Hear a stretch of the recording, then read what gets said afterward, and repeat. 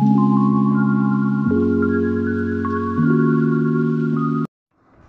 মাসের সংক্রান্তিকে কন্যা সংক্রান্তি বলা হয়। প্রচলিত ধারণা অনুযায়ী কন্যা সংক্রান্তির দিনই জন্মগ্রহণ করেছিলেন দেবশিল্পী বিশ্বকর্মা। বিশ্বকর্মা শিল্প, স্থাপত্য, বিভিন্ন নির্মাণের দেবতা। কলকারখানা, অফিস ও অন্যান্য নির্মাণ সংস্থায় বিশ্বকর্মা পুজো করা হয়। দেবদেবীর আরাধনার জন্য তিথি এবং শুভক্ষণ নির্ধারিত হয় চন্দ্রের গতির উপর নির্ভর করে। তবে বিশ্বকর্মা পুজোর দিন তারিখ নির্ধারিত হয় সূর্যের গতির ভিত্তিতে। কন্যা সংক্রান্তির দিনে বিশ্বকর্মা পুজো করা হয়।